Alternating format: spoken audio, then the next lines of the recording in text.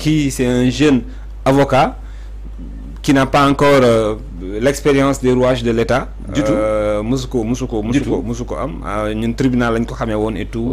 Donc ñu jox lu doy affaire intérieure aussi. muy charge bu difficile quand même. D'abord sur le départ de Général Tine. Général Tine aussi xaaroon nga mu dem. Pas tellement. Pas comme Ousmane Diagne en tout cas. Voilà, pas comme Ousmane Diagne. Moi tax bi mu démé ça m'a interrogé, daf ma interpellé, dama soupçonné que même le général avait quelque part peut-être le même problème que Ousmane Diagne, mais d'une autre façon. Je m'explique. Moi que le général, quand même, quoi qu'on puisse dire, c'est un général, c'est un gendarme. Quand même, ñom dafa am lu ñu formé, je dirais même formaté, etc., etc. Donc amna ben genre discipline, amna ben genre respect des procédures, amna aussi ben genre respect même du corps. Bo xamni man damay yaakaar ni là aussi wa Pastef li ñu yëkëti ni ci affaire force de l'ordre li nangam etc. Hein, je me suis dit qu'à un moment donné aussi, est-ce qu'il n'y a pas eu désaccord entre ñom ak le général et que le général aurait pu leur dire que de toute façon peut-être ni ngeen ko foogee mënul demee noonu. Hein, man loolu daal moo tax demu général bi ni ma bettee nii pour man ça veut dire que am na benn désaccord bu profond bu nekkoon ci suuf mais parce que moom tamit mënuñ ko reprocher fi mu nekk nii. que liggéeyul. que liggéeyul xoolal il a réussi l'élection kii. élection législative yi passée. waaw. Et côté sécurité, et il y a eu beaucoup d'améliorations. Hein? Voilà. Beaucoup d'améliorations élection.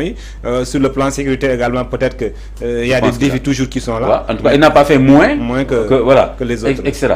Il y a des ministres qui ont fait moins que le prédécesseur et qui sont toujours là. Voilà. Donc départ au général aussi, ça me pose des questions.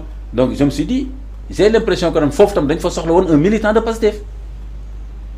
Est-ce que nous ne sommes pas dans un processus où parti État ça se dessine un peu parce que vous faites qu'un certain poste de souveraineté nous des militants, c'est vrai, c'est normal, nous avons des militants aussi, mais à quelle fin et pourquoi lolu moy question bi parce que le premier ministre wax nañ ko mu ne part état bi ngeen bañ lolu fo mu am parce que aussi on ne peut pas gérer. Inquiétant kon nak mën nañ wax né pion yi ci damier bi ay pion le pour vers un parti État.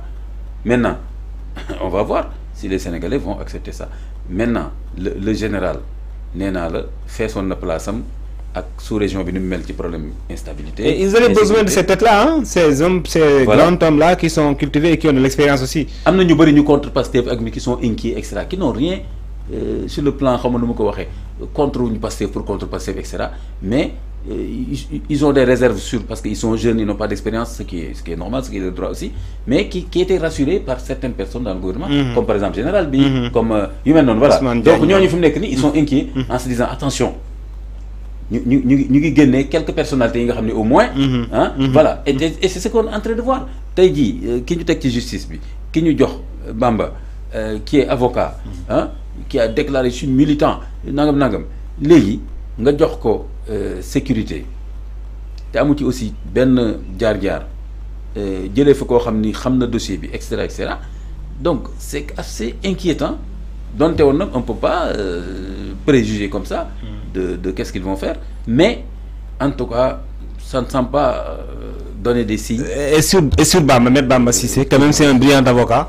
Voilà, qui un jeune brillant avocat qui est venu quand même comme ça et de manière qui m'a. Ouais, mais quand même maintenant actuellement très militant, donc oui, très partisan. Très militant. Très partisan. Et mais bon, très partisan, compétence aussi peut-être ñaar yu wuté la. Mais partisan compétence faut que day un problème dañuy xex. Mais xoolal même ñom moy wa Pastef muy ñeneen opposition bi. De façon générale, dañ ko doon sétlu. Tout le temps dañ doon réclamer. En général dañuy réclamer un ministre de l'Intérieur neutre. Waaw seetlu woon loolu. Kon pourquoi revirement bi? Pourquoi revirement bi? C'est suspect. ñu ngi jëm ci élection aussi. C'est suspect. Am na ñu wax aussi que ni li ñu teg nii ay pion la pour quand même permettre à Ousmane Sonko de se présenter pour la présidentielle de 2029. Parce que un peu sur le plan juridique, la candidature semble être quand même menacée avec le dossier de Mame Mbaye Niang. Peut-être aussi il peut y avoir des tractations, modifications ou code électoral, assemblée, justice intérieure. Donc les mais du yombé niñ ko fogué dé. Parce que voilà, c'est vrai, ministre de la justice, ministre de l'intérieur, ay poste politique là. Mu dess nak né on est dans un état batay mom ay loi yo xamni tant que changé wul. Mënoo leen contourner. Changer loi moom tey jii nii ci régime bi je ne pense pas que mu nekk un problème parce qu'ils ont tous les leviers pour changer. Donc s'ils veulent changer des lois ils n'ont qu'à changer loolu du benn problème. Mais buñ ko changer def ko ay lois yoo xam ni ñëpp dañuy gis ne lii dafa am lu ñu bëgg a ràcc ça va leur péter à la figure parce que aussi bien l'opposition que les organisations de la société civile. ak ñeneen dinañ wax ni lii attention donc de toute façon. Amna yo xamni mom jarul sax def dal su fekkee ni ne serait-ce que su fekkee ni républicain ngay voté ou quoi ak état de droit il faut au-delà des questions politiques aussi le gouvernement tam amna dossier yo xamni boko traité fi day dem benen niveau pour que ñoo ñep nga mën leen coucher lo devant les desiderata de l'exécutif yombul de yomb au-delà des questions politiques aussi il y a l'économie qui est là Cheikh Tiba on voit qu'il est toujours là